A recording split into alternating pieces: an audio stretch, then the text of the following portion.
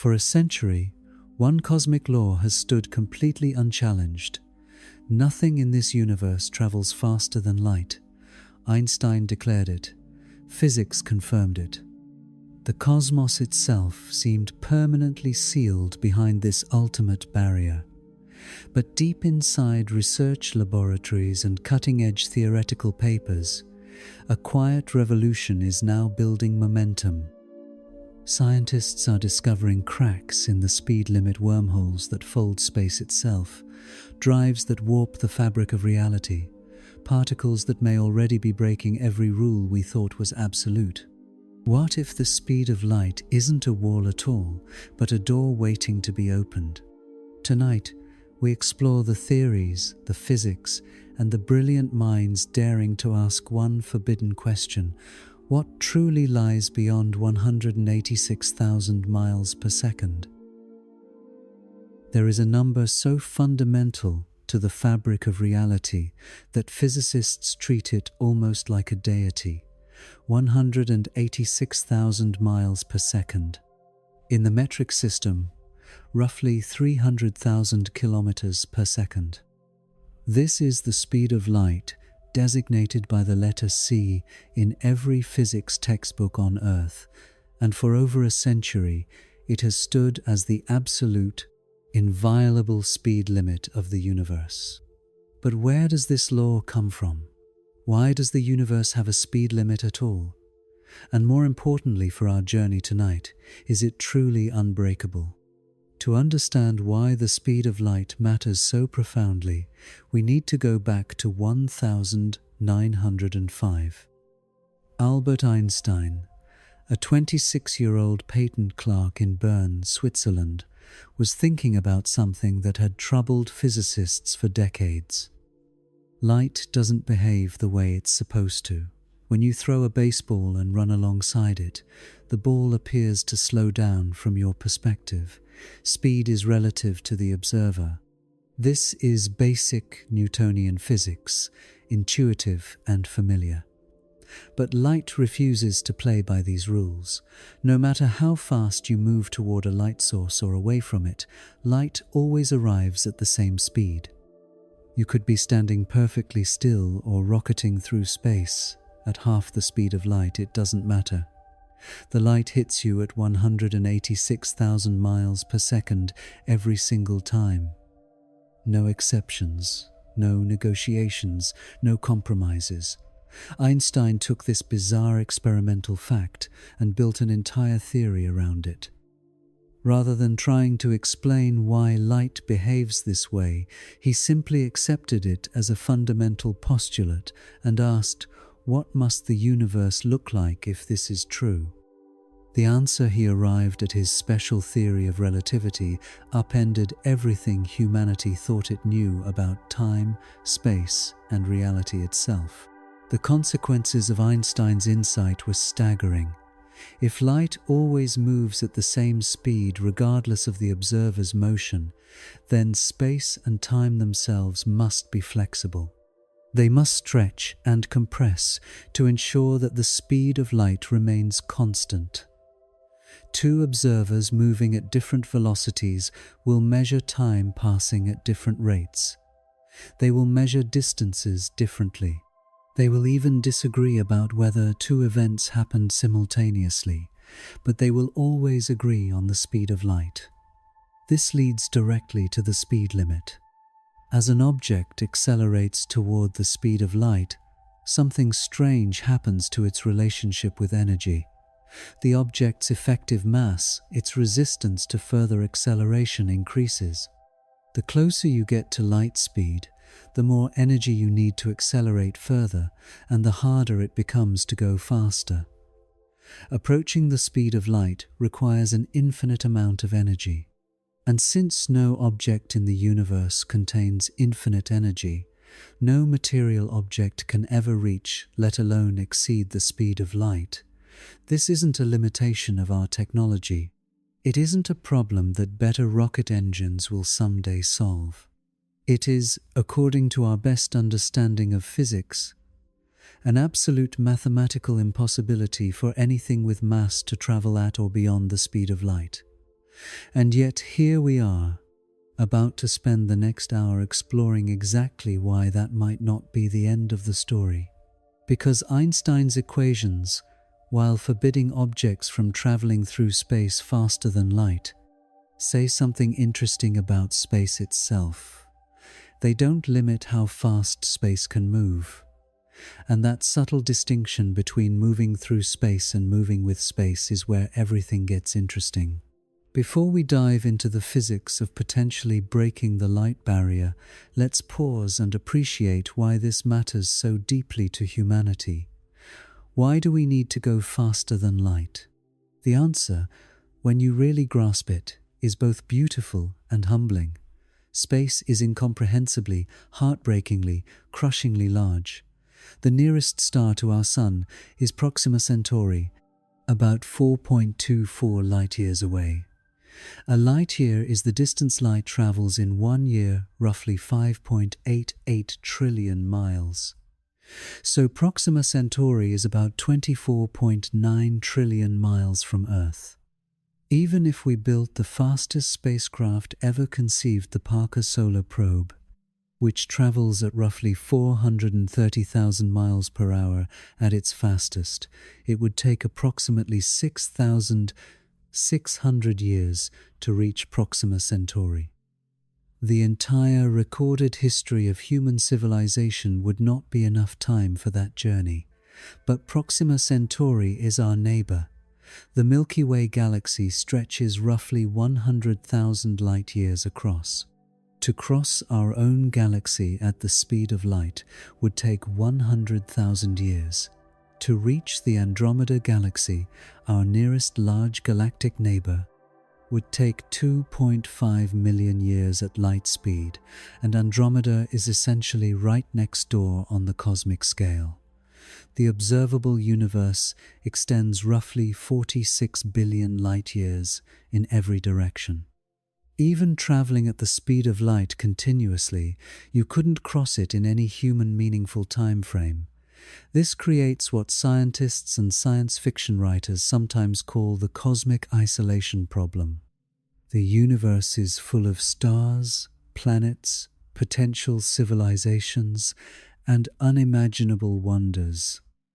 But they are all locked away from each other by distances so vast that even light speed isn't remotely sufficient for exploration on any timescale that matters to biological creatures with finite lifespans. There's an additional mathematical cruelty at work. Einstein showed that as you travel faster, time dilates, it slows down for the traveler relative to observers back home.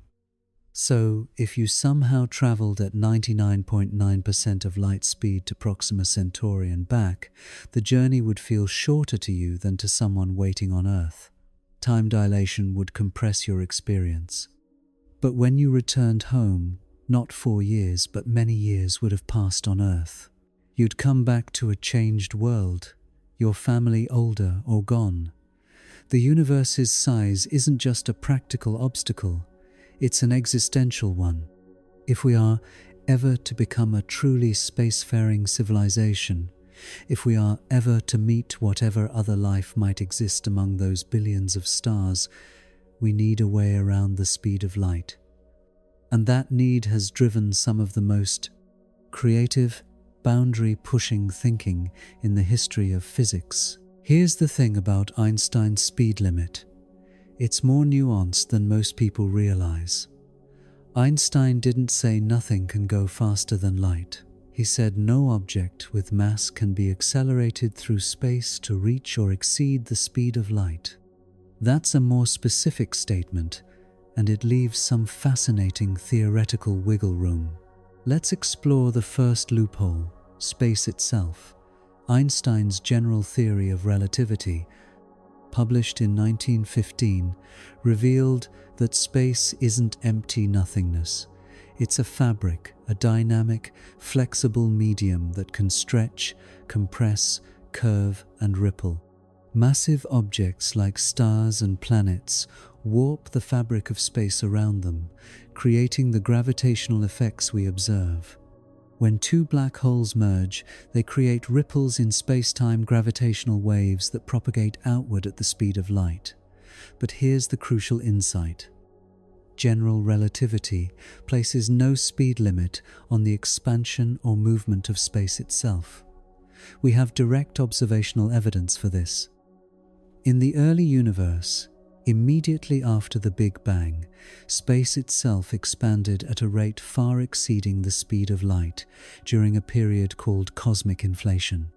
Distant galaxies today are receding from us faster than light because the space between us and them is expanding. Nothing is actually moving through space faster than light in these cases. Space itself is doing the moving. And this distinction is exactly the loophole that some physicists have been trying to exploit. The second loophole involves something called quantum entanglement. When two particles become quantum mechanically entangled, they share a connected quantum state regardless of the distance between them. Measure one particle, and you instantly affect the state of the other, no matter how far apart they are. Einstein famously called this spooky action at a distance and was deeply uncomfortable with it. Entanglement appears to be instantaneous, not just faster than light, but happening without any time delay at all. Experiments have confirmed this repeatedly. However, and this is a critical point, entanglement cannot be used to transmit information faster than light because you can't control what outcome you measure. The correlations between entangled particles only become apparent when you compare notes using conventional slower-than-light communication. So entanglement is real. It is faster than light, but it doesn't obviously allow information or matter to travel faster than light, or does it? Some recent theoretical work suggests there may be ways to harness quantum correlations that we don't fully understand yet. The jury remains open. The third loophole is perhaps the strangest: tachyons. These are hypothetical particles that, unlike normal matter, have imaginary mass and always travel faster than light. They can't be slowed to light speed any more than normal matter can be sped up to it. If tachyons exist, they would always be moving faster than light, never slower. No tachyon has ever been detected. For a while, neutrino physicists thought they might have found a tachyon candidate in 2011. The Opera experiment appeared to show neutrinos arriving slightly faster than light. The entire physics world held its breath. But it turned out to be a hardware error, a loose cable in the detection equipment. The neutrinos were right on time after all.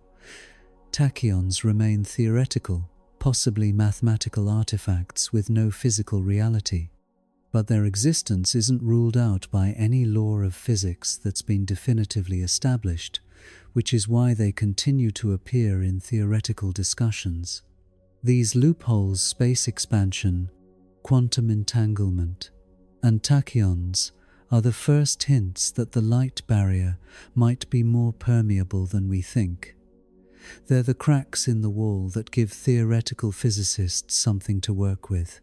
Of all the theoretical methods for beating the speed of light, wormholes are arguably the most famous and the most mathematically grounded. They emerge directly from Einstein's equations, and they suggest something almost miraculous. The universe might contain shortcuts that allow you to travel vast distances without covering the space in between. Imagine space as a sheet of paper. Under normal circumstances, to travel from one point on the paper to another, you must travel across the paper's surface. But what if you could fold the paper? By bending it so that two distant points touch, you could punch a hole through from one point to the other and step directly through. The distance between the 2 points on the paper's surface hasn't changed, it's still enormous. But you've bypassed it by taking a shortcut through a dimension that the paper beings who lived on the surface didn't even know existed. This is the basic concept of a wormhole, mathematically described in 1935 by Einstein and his colleague Nathan Rosen. They are sometimes called Einstein-Rosen bridges for this reason. The original solution was regarded as a mathematical curiosity, interesting but physically meaningless, since early analysis suggested these bridges would collapse instantly, too quickly for anything to pass through. The conversation changed dramatically in 1988 when physicist Kip Thorne, who would later win the Nobel Prize for his work on gravitational waves, began exploring whether wormholes could be made traversable. Thorne was motivated in part by a question from Carl Sagan, who was writing the novel Contact and wanted to know if there was a scientifically plausible way for his protagonist to travel between star systems quickly. Thorne's analysis, developed with his graduate students, suggested that a traversable wormhole was mathematically possible under one condition. It would need to be threaded with what physicists call exotic matter. Exotic matter is a substance with negative energy density, a form of matter that, unlike ordinary matter, exerts negative pressure and essentially pushes space apart rather than pulling it together. Exotic matter would be needed to hold the wormhole's throat open against the gravitational forces that would otherwise cause it to collapse. Without it, any wormhole would snap shut the moment anything tried to pass through. Does exotic matter exist? Here's where things get genuinely exciting. It does, in a limited form. The Casimir effect, first predicted in 1948 and experimentally confirmed, demonstrates that the quantum vacuum between two very closely spaced metal plates can have negative energy density. The plates experience a small attractive force that comes from this quantum effect.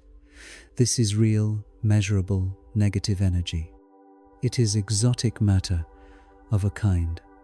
The problem is that the Casimir effect produces negative energy in fantastically small quantities and only between plates separated by distances measured in nanometers. The amount of exotic matter needed to hold open a wormhole large enough for a human to pass through, let alone a spacecraft, would be almost incomprehensibly vast by comparison. Current estimates suggest you'd need more negative energy than is contained in a small star, concentrated in the right configuration, to maintain a macroscopic traversable wormhole. This seems impossibly daunting with our current technology and understanding. But here's what makes physicists cautious about declaring it permanently impossible. We don't actually know what the limits of exotic matter production are. Quantum field theory, the most successful physical theory ever devised, tells us that the vacuum of space is not empty, but seething with quantum fluctuations, particles constantly popping in and out of existence. The nature of this quantum vacuum is not fully understood. It is an area of active research, and some theoretical analyses suggest that the vacuum might, under certain extreme conditions, be manipulated to produce much larger quantities of negative energy than the basic Casimir effect. Beyond the exotic matter problem, traversable wormholes face another challenge: stability. Even if you could prop one open with exotic matter, any object passing through would perturb it, potentially triggering a collapse. The wormhole's walls would be gravitationally intense, possibly infinitely so at the singularity. A traversable wormhole might need continuous maintenance. There's also a causality issue that we'll return to later. Traversable wormholes connecting different points in space that are moving relative to each other can, under the right circumstances, also connect different points in time. A wormhole could theoretically become a time machine. And time machines create paradoxes that make many physicists deeply uncomfortable. Despite all these challenges, wormholes remain one of the most scientifically serious proposals for faster-than-light travel. They emerge naturally from our best gravitational theory. They don't obviously violate any established physical law. They just require exotic matter and engineering capabilities that are currently far beyond us, but perhaps not forever beyond us. In 1994, a young Mexican physicist named Miguel Alcubierre was watching an episode of Star Trek: The Next Generation. The show, as all science fiction fans know, features a warp drive, a technology that allows the Starship Enterprise to travel faster than light by warping space around it. Alcubierre, trained in general relativity, found himself thinking, is this actually possible? Could you actually warp space to travel faster than light? What he discovered, buried in the mathematics of general relativity, was extraordinary. He found that Einstein's equations permit a solution in which a region of flat space-time, a bubble, is surrounded by a region where space is contracting in front of the bubble and expanding behind it. An object inside this bubble would be carried along by the space-time distortion, like a surfer riding a wave. The object itself would not be moving through space at all, from its own perspective. It would be sitting still in a bubble of flat space while the bubble moved, and crucially, there's no speed limit on how fast the bubble can move. Within the bubble, the laws of physics would be perfectly normal. An astronaut inside would feel no acceleration, experience no time dilation, and face no relativistic effects. From inside the bubble, you'd simply be sitting still. It would be the space around you that's doing the moving. Meanwhile, from an outside perspective, you could be crossing light years of space in hours or days, moving from star system to star system at arbitrarily fast speeds. Not because you're going faster than light, you're not moving at all, from inside the bubble, but because space itself is flowing, and it can flow as fast as physics allows. This is the Alcubierre drive, and it is one of the most remarkable theoretical constructs in modern physics. Unlike many faster-than-light proposals, it comes with detailed mathematics. It's not hand-waving, it's a genuine solution to Einstein's field equations. The catch, as you've probably guessed, is exotic matter. Just like wormholes, the Alcubierre drive requires enormous quantities of matter with negative energy density to create and maintain the space-time distortion. Alcubierre's original calculations suggested you'd need an amount of exotic matter comparable to the mass of Jupiter, but in negative form to maintain a warp bubble large enough to contain a spacecraft. This was such an outrageous requirement that many physicists dismissed the idea as physically unrealizable, mathematically valid, but practically impossible. But the story didn't end there. Over the subsequent decades, physicists kept refining Alcubierre's original concept. In 2012, physicist Harold Sonny White at NASA's Johnson Space Center published an analysis suggesting that if the warp bubble were made thinner and given a toroidal donut shape rather than a simple sphere, the exotic matter requirements could be dramatically reduced, potentially to a quantity comparable to the mass of a small spacecraft, or even less. White's analysis was controversial and contested, but it reopened the conversation. White went further and actually attempted to create microscopic distortions in spacetime using a device called an interferometer, trying to detect any measurable effect. The experiments were preliminary and inconclusive, but the fact that NASA was funding this research at all was a cultural marker of how seriously some physicists were taking the concept. The Alcubierre drive also has a problem that goes beyond exotic matter. The crew inside the bubble cannot directly control the drive from within. The bubble walls are causally disconnected from the interior. Signals can't pass from inside to outside faster than light. This means you'd need to pre-program the entire trip or have someone outside the bubble manipulating spacetime on your behalf. There have been theoretical proposals for how to work around this using quantum effects, but nothing settled. Then there are the radiation problems. Hawking radiation and Unruh radiation, quantum effects associated with accelerating frames and event horizons, would cause the leading edge of the warp bubble to accumulate high-energy particles. When the bubble slowed down and stopped, this accumulated radiation would be released directly forward, potentially vaporizing whatever was ahead of the ship. Navigating to a destination and then decelerating would essentially result in a high-energy particle beam fired at the destination. This is a serious problem for any civilization hoping to use warp drives for routine interstellar travel without destroying whatever they're traveling to. Yet, despite these challenges, the Alcubierre drive remains one of the most actively discussed theoretical propulsion concepts in physics. Unlike pure science fiction drives with no mathematical backing, this one came from Einstein's own equations.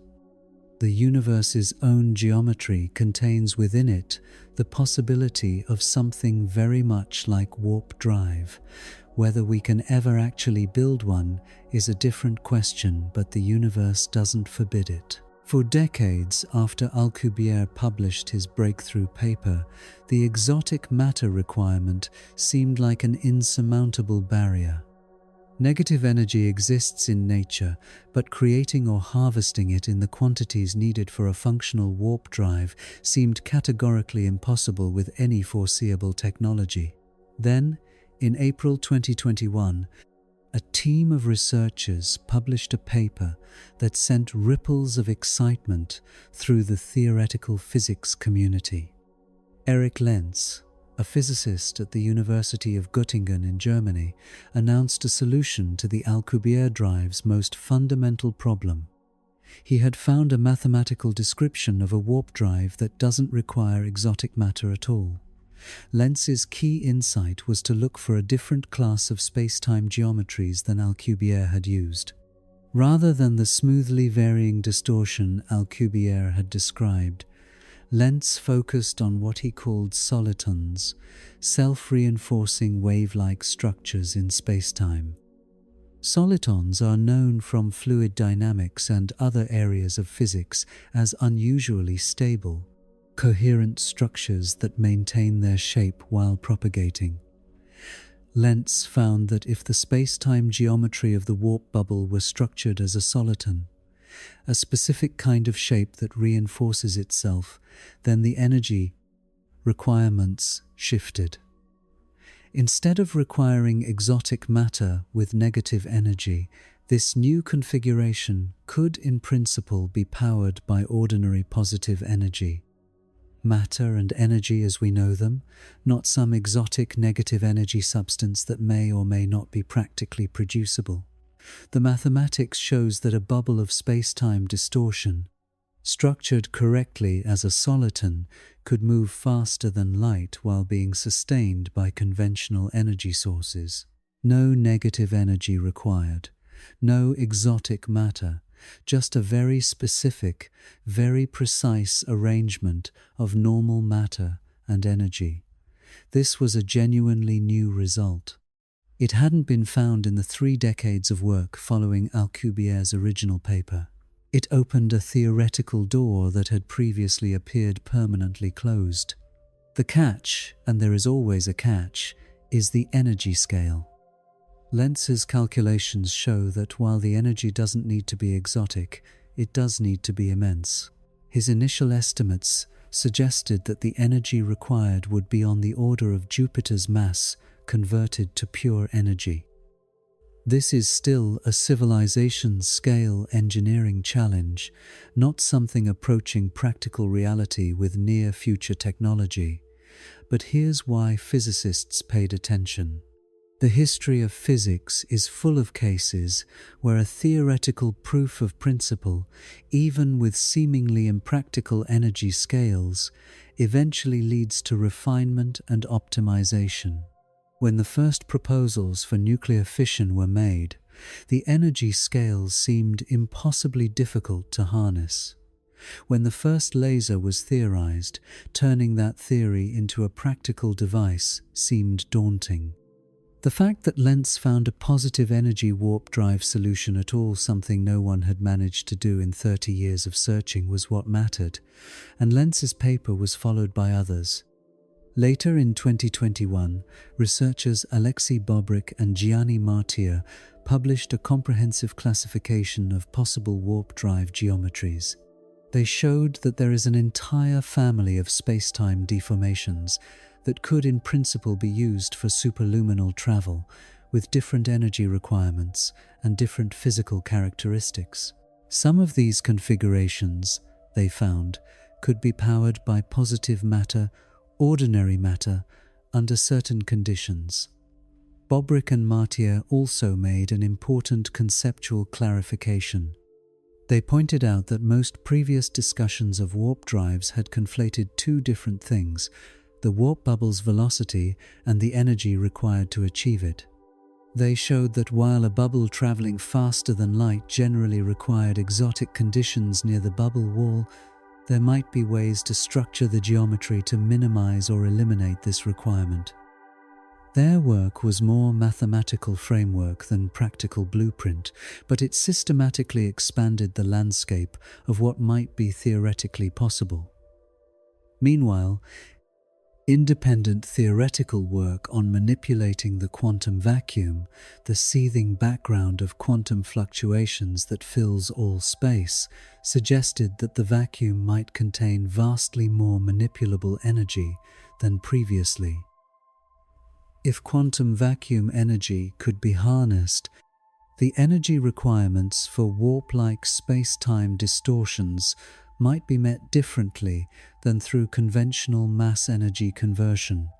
The field of theoretical warp drives has shifted from a single lonely paper, Alcubierre's, in a niche corner of physics, to a growing research program with multiple teams, multiple approaches, and genuine mathematical progress. It's still vastly far from engineering. But it's moved and moved significantly. There's another arena where faster-than-light phenomena have been observed, debated, and partially understood: quantum tunneling. And the story is stranger and more profound than most people realize.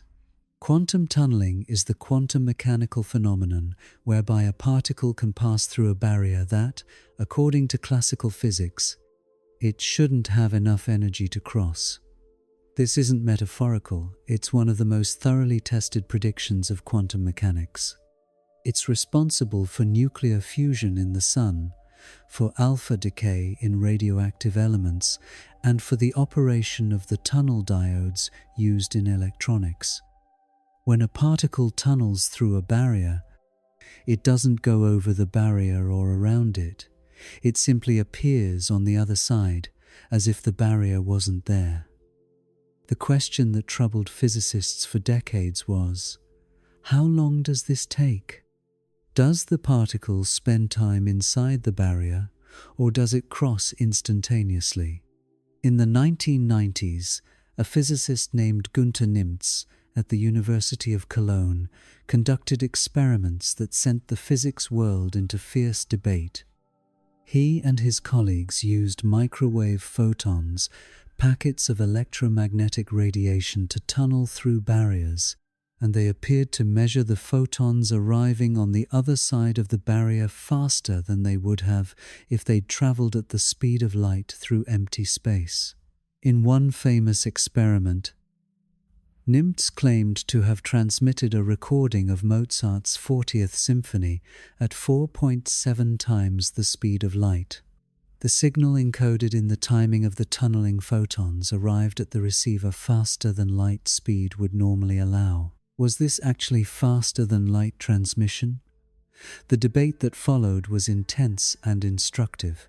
The mainstream interpretation, which most physicists accept today, is that while the tunneling process itself appears to be faster than light in some measures, it cannot be used to transmit actual information faster than light. This is because the tunneled signal is noisy and distorted in ways that prevent reliable information transmission above light speed. The relevant concept is called the front velocity of a signal, as opposed to its phase velocity or group velocity. While various aspects of a quantum tunneling event may appear to propagate faster than light, the leading edge of new information, the part that actually communicates something previously unknown, never exceeds light speed. This distinction between different velocities of a wave is subtle and important. A beam of light traveling through a medium like glass can have a phase velocity greater than the vacuum speed of light. This is a routine, uncontroversial observation. But the information velocity, the speed at which genuinely new information propagates, never exceeds c. However, Nymts never fully accepted the mainstream interpretation, and he continued to argue that his experiments demonstrated genuine information transfer above light speed. The debate between him and more mainstream physicists like Raymond Chow went on for years, involving subtle and technical questions about how to properly define information in a quantum context.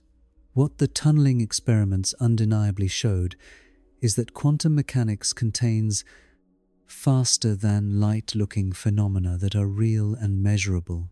Whether they're truly superluminal in the deep physics sense, or whether they're apparent superluminal effects that vanish on careful analysis, continues to be a matter of interpretation. More recently, a 2020 experiment by physicists at the University of Toronto measured the tunneling time for photons with unprecedented precision, using what's called the Larmor tunneling time. Their result: photons spent no time inside the barrier at all. The traversal time was effectively zero, not faster than light, instantaneous. The photon appeared on the other side of the barrier without spending any time in between. This is deeply strange and deeply fascinating. It doesn't mean information was transmitted instantaneously. The experimental setup still can't be used for faster-than-light communication due to the noise and statistical nature of quantum measurements. But it demonstrates that the quantum world contains genuinely non-local phenomena that challenge our intuitive notions of causality and speed. Some theorists believe that understanding quantum tunneling more deeply may eventually reveal new approaches to faster-than-light travel, not by using the tunneling effect directly, but by revealing deeper principles about the nature of space and causality that could be exploited in ways we haven't yet imagined. We've mentioned exotic matter and negative energy several times as requirements for wormholes and some versions of the warp drive. It's worth spending more time on this concept because it's more grounded in experimental reality than most people realize, and because recent theoretical work suggests negative energy might be more interesting and useful than previously thought. The Casimir effect, discovered theoretically by Dutch physicist Hendrik Casimir in 1948 and confirmed experimentally in 1997, is one of the most counterintuitive results in all of physics. Take two perfectly flat, uncharged metal plates and place them extremely close together, separated by just a few nanometers. In a perfectly classical world, nothing should happen. The plates are uncharged, there's nothing pulling them together, and they should just sit there. But in reality, the plates attract each other with a measurable force. Not because of any charge or magnetism, but because of the quantum vacuum. Here's what's happening. The quantum vacuum is not empty. According to quantum field theory, it is filled with quantum fluctuations, virtual particles constantly popping into and out of existence, electromagnetic modes vibrating at all frequencies. Between the two plates, only quantum modes with wavelengths that fit exactly between the plates can exist. Outside the plates, all modes can exist. This asymmetry creates a difference in vacuum energy density between the inside and outside of the plates. The inside has less vacuum energy than the outside. It has negative energy density relative to the average vacuum. And this energy difference creates a tiny but real force pushing the plates together. This is the Casimir effect. The negative energy between the plates is real. It has been measured. It is not exotic or hypothetical in the sense of being unobserved. It is an experimental fact. Now, the amount of negative energy in a typical Casimir experiment is minuscule, far too small to do anything dramatic. But it proves that the quantum vacuum is not neutral and featureless. It can be structured and manipulated. The energy density of the vacuum can be made negative in specific configurations. The question is whether this manipulation can be scaled up. Theoretical physicists have found that the Casimir effect is just one member of a broader family of quantum vacuum effects that can produce negative energy.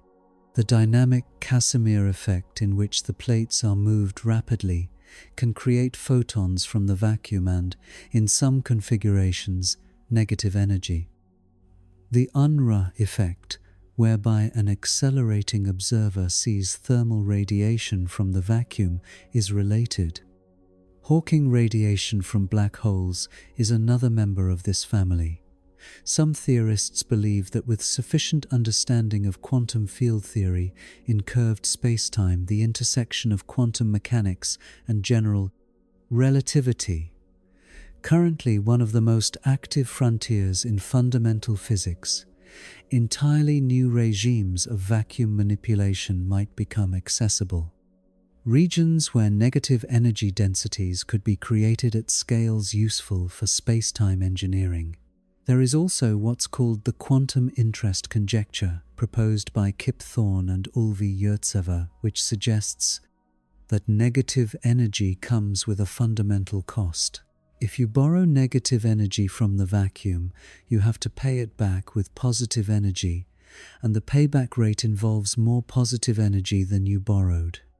This conjecture, if it holds universally, would seriously constrain the usefulness of negative energy for warp drives and wormholes. However, the quantum interest conjecture is not proven. It's a conjecture. And recent work in quantum field theory has found apparent violations of simpler energy conditions that were previously thought to be sacrosanct. The null energy condition, the weak energy condition, various forms of classical energy conditions. Several of these have been shown to be violated in quantum systems.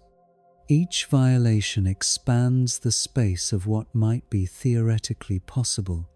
The honest summary is this: negative energy is real, it exists, it has been measured, and we don't yet know its fundamental limits. This is genuinely exciting from the perspective of faster-than-light physics, even if we're still enormously far from practical applications. The story of opera and its supposedly faster-than-light neutrinos deserves its own chapter because it illustrates both the excitement and the rigorous self-correction of science, and because the underlying physics of neutrinos remains genuinely interesting in the context of our exploration. The Opera Experiment Oscillation Project with emulsion tracking apparatus was designed to study neutrino oscillations, the quantum mechanical process by which neutrinos change their type as they travel. Neutrinos are famously elusive subatomic particles that interact so weakly with matter that billions of them pass through your body every second without any effect.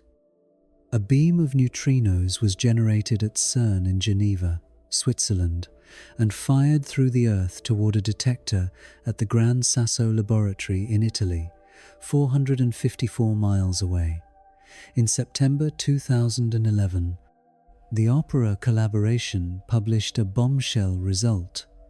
Their neutrinos were arriving at Gran Sasso 60 nanoseconds faster than they should if traveling at the speed of light.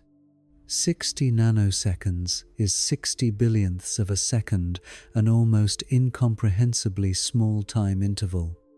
But over the distance involved, it implied the neutrinos were traveling at roughly 1.000025 times the speed of light. The news exploded.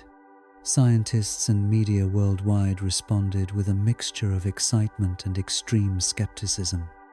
If confirmed, this would be the most significant physics result in a century, overturning special relativity, upending our understanding of causality, and opening the door to genuine faster-than-light physics. The Opera team itself was cautious, repeatedly emphasizing that they were reporting an anomaly that needed explanation and inviting other scientists to help find the error they suspected was lurking somewhere in their apparatus. And an error there was. Several months of intense investigation by physicists worldwide eventually identified two equipment issues at Opera's detector. First, a fiber optic cable connecting a GPS receiver used for timing measurements to the experiment's master clock was slightly loose, introducing a timing error. Second, an oscillator used in the time-stamping system was running at a slightly wrong rate. These two errors, when accounted for, exactly explained the 60 nanosecond discrepancy. The neutrinos weren't actually faster than light. They were arriving exactly when Einstein's special relativity said they should. The story is often told as a cautionary tale about premature excitement, but it's actually more interesting than that. It demonstrates how science is supposed to work. An anomalous result is reported openly, extensively scrutinized by the wider community, and eventually explained. The physics community's skepticism was correct not because faster-than-light travel is impossible in principle, but because an extraordinary claim requires extraordinary evidence, and the apparatus wasn't properly calibrated. The neutrino story also highlights a genuine ongoing mystery. We still don't fully know the mass of neutrinos. For decades, they were thought to be massless, and therefore required to travel at exactly light speed, like photons. But the very oscillations that Opera was studying prove that neutrinos have mass because only massive particles oscillate between types. Very tiny masses, but non-zero. This means neutrinos travel at slightly less than light speed. They are not massless. And, while this makes them less exotic from a faster-than-light perspective, it connects them to deep questions about the standard model of particle physics that remain unresolved. Some physicists have speculated about what are called sterile neutrinos, a hypothetical type of neutrino that interacts even more weakly than the known types. In some theoretical models, sterile neutrinos could potentially have unusual properties related to extra dimensions or non-standard spacetime geometries. This remains highly speculative, but it keeps neutrinos in the conversation about potentially exotic physics. The Opera episode did definitively close one chapter. Ordinary neutrinos don't travel faster than light. At least not detectably so. But the deeper questions about what neutrinos are and how they relate to the fabric of spacetime remain intriguingly open.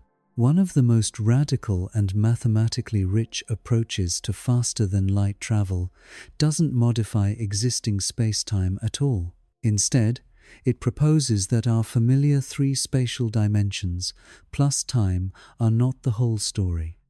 If the universe has additional dimensions curled up at tiny scales or extending out in directions we can't directly perceive, then shortcuts that look impossibly long in our familiar dimensions might be trivially short through higher dimensions.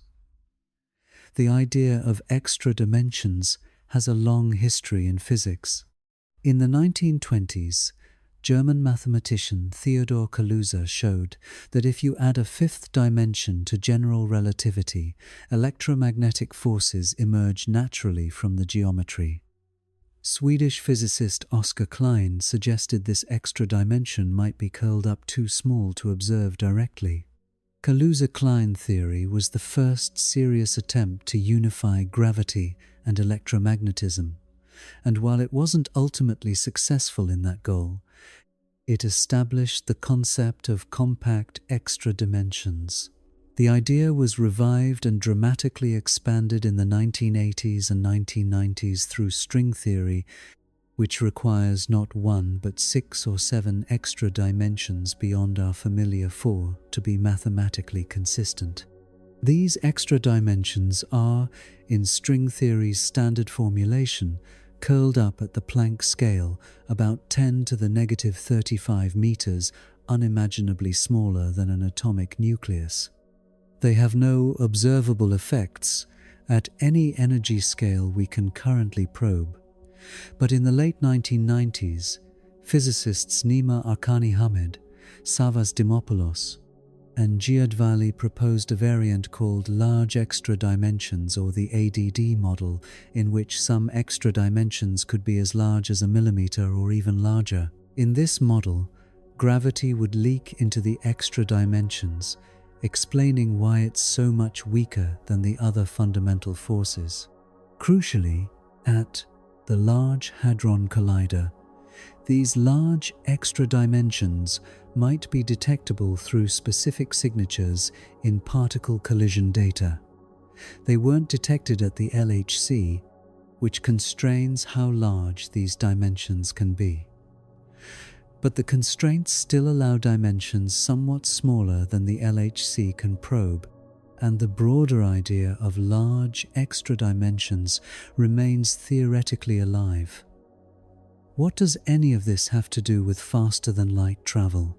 If extra dimensions exist and are accessible not just curled-up mathematical abstractions, but physical directions, you could, in principle, travel then a journey that covers enormous distances in our 3 familiar dimensions.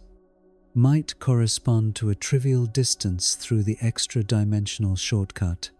It's the paper-folding analogy again, but made more mathematically concrete.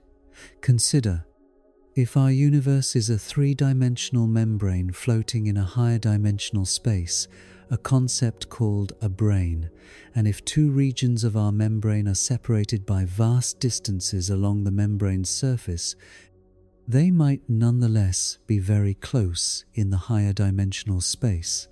A being that could travel through the higher dimensional space, the bulk, as physicists call it, could cross the gap between the 2 membrane regions in a tiny fraction of the time it would take to travel along the membrane's surface. From the perspective of beings confined to the membrane, that would be us. Such a traveler would appear to vanish from one location and instantly appear at another, crossing a vast distance in no apparent time. This would look exactly like faster-than-light travel. The 1999 film The Matrix was inspired partly by this concept. More scientifically, this idea appeared in discussions of brain-world cosmology and the brain-world scenario of Randall and Sundrum, published in 1999, which proposed a mathematically specific model in which our universe is a brain in 5-dimensional space-time. For bulk travel to be possible, you would need to somehow enter the higher dimensional bulk exit, our 3-dimensional brain travel through it, and then re-enter the brain at a different location. How you do this is entirely unknown. We have no mechanism, not even a speculative one, for breaching the brain. Gravity propagates through the bulk in some models, but matter apparently doesn't. Still, the theoretical existence of extra dimensions, which is seriously motivated by string theory, one of our leading candidates for a unified theory of physics, means that the universe might have a structure that inherently enables faster-than-light travel, even if the physics within our familiar dimensions strictly forbids it. Here we arrive at the most philosophically troubling aspect of faster-than-light travel. It may be inextricably connected to time travel. Not might be, under some interpretations is. Mathematically, this connection is one of the primary reasons many physicists are deeply resistant to the idea of faster-than-light travel, even in cases where it seems mathematically permitted. If you can go faster than light, you can at least in principle go back in time, and going back in time creates paradoxes that seem to tear the logical fabric of reality. Here's how the connection works. In Einstein's special relativity, there is no universal now. Two observers moving relative to each other will disagree about which events are simultaneous. An event that observer A considers to happen now might happen in the past or future, from observer B's perspective, depending on their relative velocity and the distance between the events. For events separated by space-like intervals, meaning the distance between them is greater than light could travel in the time between them, every observer will agree that event A came before event B, or that B came before A, or in some frames they were simultaneous. The ordering can differ between observers, but causality is preserved because the events are so far apart that no signal traveling at light speed or below could travel between them. No cause can precede its effect. But if faster-than-light signals or travel exist, then a sequence of two faster-than-light jumps executed from different reference frames can result in a message arriving before it was sent. This isn't metaphorical, the mathematics is clear and relatively straightforward. A tachyon phone, a hypothetical device that sends tachyon signals, can, when operated from two reference frames in relative motion, create a loop where you receive a message before you send it. This possibility goes by the name of the tachyonic anti-telephone paradox. It applies not just to tachyons, but to any form of genuine faster-than-light information transfer, including traversable wormholes if they connect regions of spacetime that are in relative motion. How do physicists respond to this? There are several camps. The first camp, often called the chronology protection conjecture and associated with Stephen Hawking, argues that nature forbids time travel, and therefore forbids faster-than-light travel as well. Hawking proposed that quantum effects would always act to prevent the formation of closed time-like curves paths through space-time that loop back on themselves and allow you to visit your own past. Any time machine, in this view, would be destroyed by runaway quantum fluctuations the moment it approached completion. Faster-than-light travel, being connected to time travel, might face a similar quantum fate. Hawking famously quipped that the best evidence against time travel is the absence of tourists from the future. While humorous, the logic is real.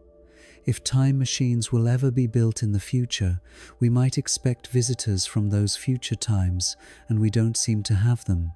Though defenders of time travel note that there might be reasons we haven't been visited that don't require time travel's impossibility. The second camp argues for what's called the Novikov self-consistency principle, proposed by Russian physicist Igor Novikov. In this view, time travel is possible, but the universe's laws of physics constrain it so that only self-consistent histories can occur. You can go back in time, but you can never do anything that would prevent you from going back in time in the first place. Paradoxes are forbidden not by an absolute prohibition on time travel, but by a constraint on what events can actually happen. This makes time travel possible in principle, but removes the logical inconsistencies. The third camp, increasingly popular in quantum gravity circles, is the many worlds or many histories interpretation. In this view, any trip backward in time branches the quantum history of the universe, creating a new timeline. You don't go back in your timeline, you arrive in a different one. Paradoxes are avoided because the grandfather who gets killed is in a different timeline from the one you came from. The honest answer is that we don't know which, if any, of these resolutions is correct. We don't have a complete theory of quantum gravity that definitively tells us whether time travel is possible, impossible, or constrained. The connection between faster-than-light travel and time travel is a real mathematical fact within special relativity. What that means for the fundamental laws of physics remains one of the deepest open questions in science. Some theorists have argued that the causality issue points toward a deeper feature of the universe, that the laws of physics contain not just local constraints, nothing accelerates through space past light speed, but global, non-local constraints that prevent causal loops. If this is true, it might mean that any physically realizable form of faster-than-light travel would have subtle built-in limitations that prevent it from being used to send information into the past, a kind of cosmic censorship applied. Not just to singularities, as Hawking proposed, but to causality violations more broadly. This would be strange and fascinating if true. It would mean the universe has a kind of cosmic logic embedded in its deepest structure, a self-consistency requirement that operates at the largest possible scales. The universe, in a sense, would be choosing its own consistency. It's easy to lose track of what's happening in real laboratories and real theoretical physics departments when discussing ideas as dramatic as warp drives and wormholes. Let's ground ourselves by reviewing the actual current state of faster-than-light research. The most concrete ongoing experimental work related to faster-than-light physics involves the quantum vacuum. Several groups worldwide are studying the Casimir effect with ever greater precision, probing its limits and looking for ways to enhance or manipulate it.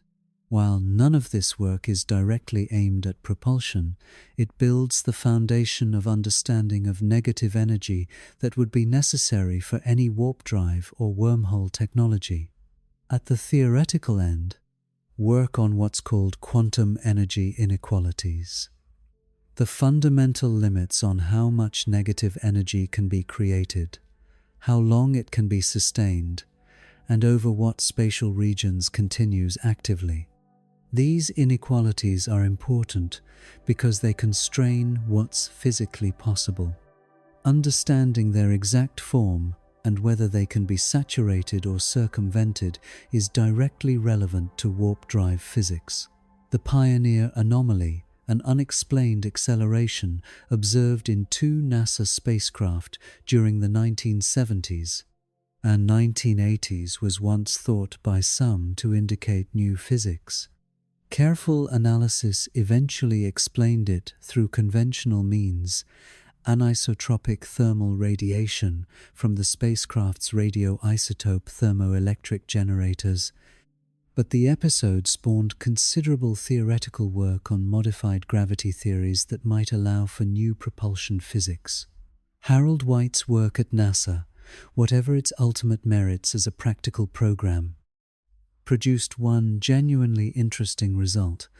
Using a device called a White-Jude warp field interferometer, his team claimed in 2021 to have detected a possible microscopic warp bubble in a lab setting, created not intentionally but as a side effect of an experiment studying Casimir-like effects.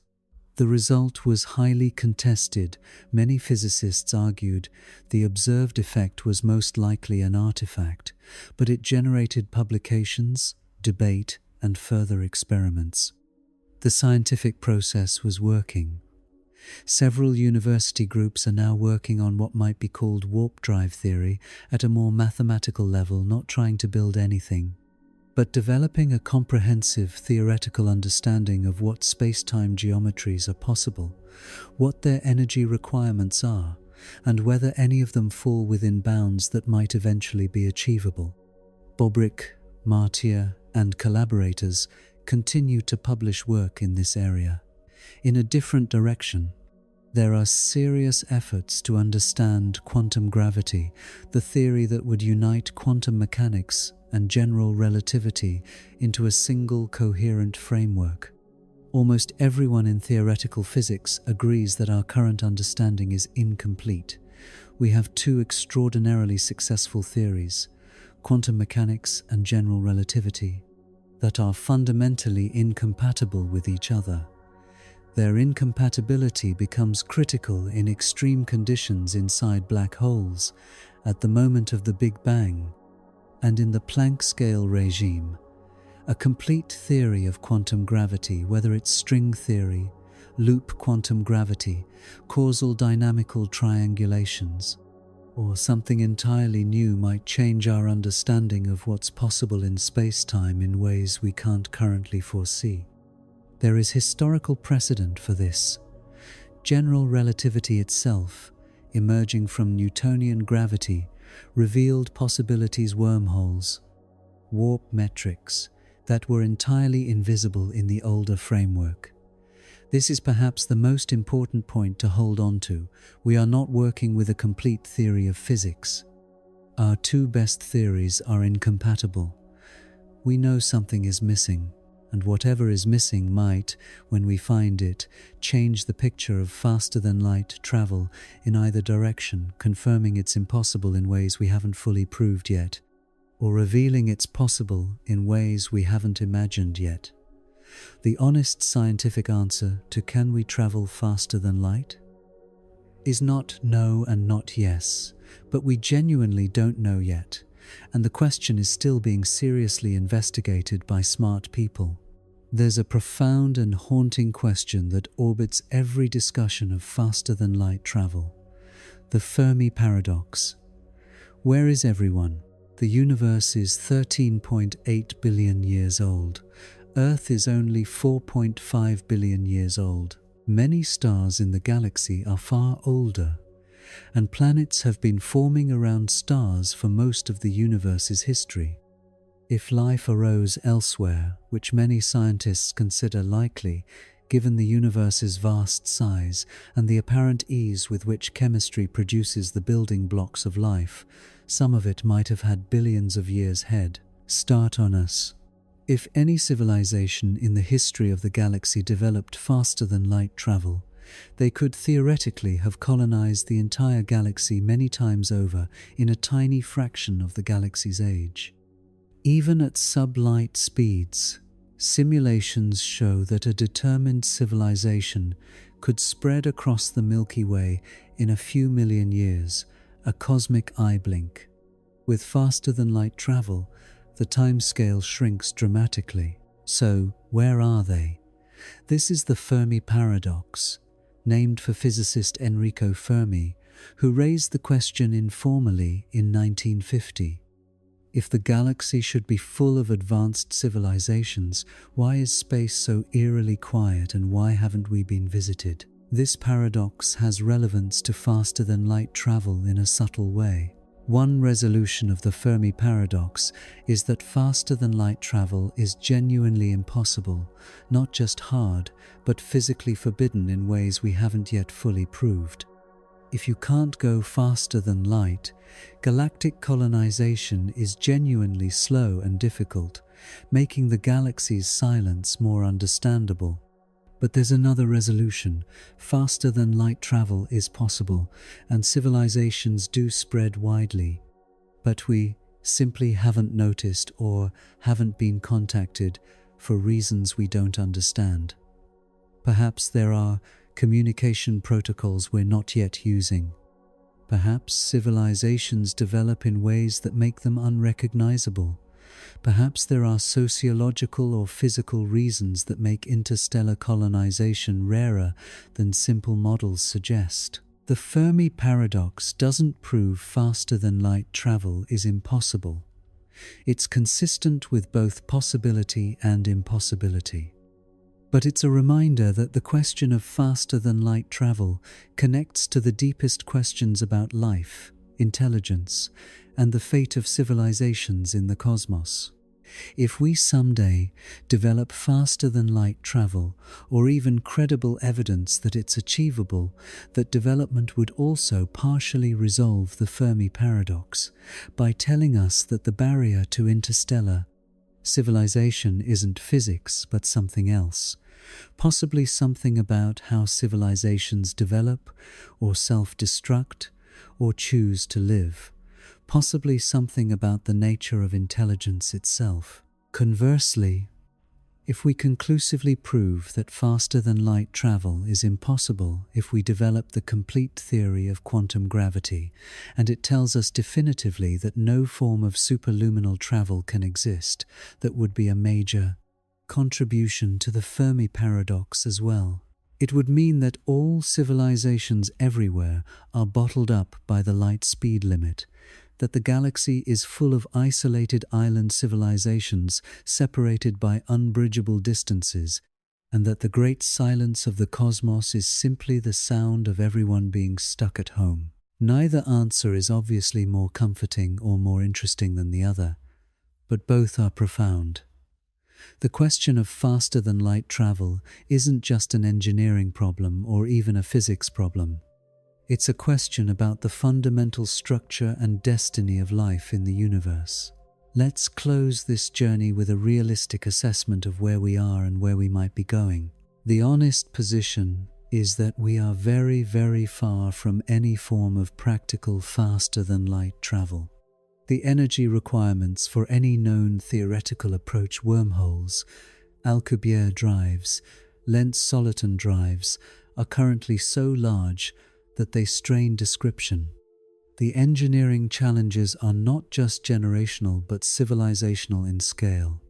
These are technologies that, if they're possible at all, might require tens of thousands of years of scientific and technological development, potentially the resources of entire stellar systems. But zoom out and consider the perspective of someone living in 1800. To that person, the idea of traveling from New York to Los Angeles in 6 hours would be incomprehensible. The idea of communicating instantly with someone on the other side of the world would sound like pure magic. The idea of landing on the moon and returning safely would have been laughed at as wild fantasy. 200 years is essentially nothing on the timescale of a civilization's development. Homo sapiens has been around for roughly 300,000 years. If our civilization survives and continues to develop technologically for even a small fraction of that time, say, the next 10,000 or 50,000 years, what will be possible? What physical principles will be understood, exploited, and engineered that are currently invisible to us? The trend of physics has not been to close doors, but to open them. Classical mechanics gave way to quantum mechanics, which revealed a layer of reality operating by completely different rules. General relativity revealed that space and time are not fixed backgrounds but dynamic participants in physical reality. Quantum field theory revealed that empty space is not empty. String theory and related frameworks hint at extra dimensions that could change everything. Each new layer of understanding has expanded what's possible, often in ways that seemed impossible or meaningless from the perspective of the previous layer. There is no particular reason to believe we've hit the bottom of this descent into deeper understanding. We know we haven't. The incompatibility of quantum mechanics and general relativity tells us that when the theory of quantum gravity arrives, and it will, eventually, Because physics always moves forward, it may resolve the faster-than-light question definitively in one direction or the other. It may introduce entirely new concepts of space, time, and causality that make the current debate look quaint and limited. Or the resolution may come from somewhere more unexpected, perhaps from advances in our understanding of quantum information and entanglement, which is currently one of the hottest areas of physics.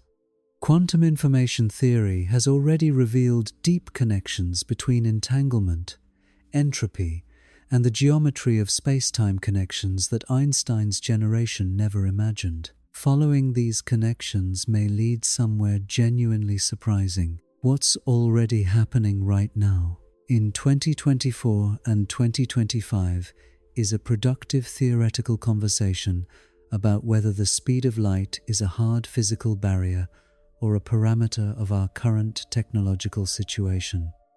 Serious physicists are publishing serious papers about warp metrics, exotic matter, quantum vacuum engineering, and alternative space-time geometries. The conversation has moved from science fiction to peer-reviewed journals. It might all come to nothing.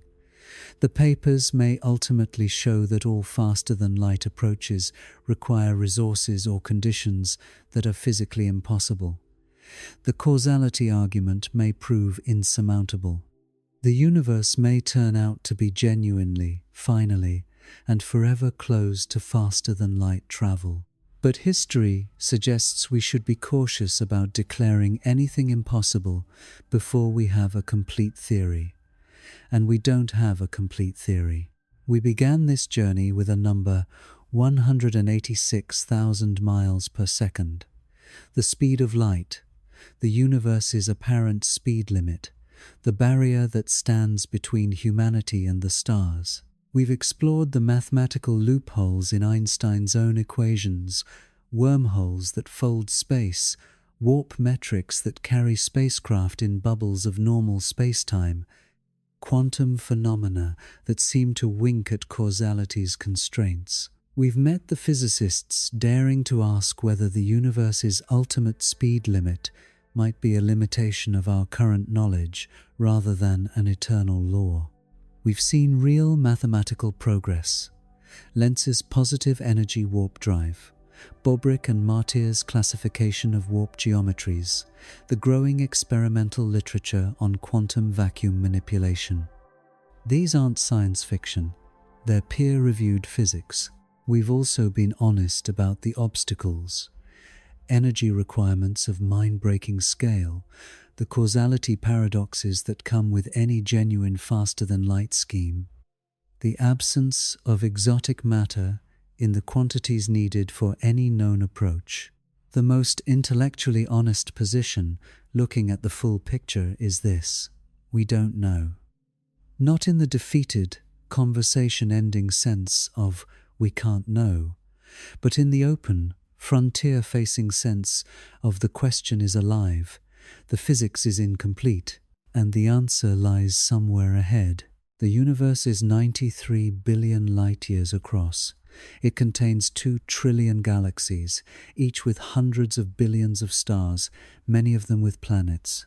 The sheer statistical weight of that vastness means that somewhere out there, life almost certainly arose. Intelligence almost certainly evolved.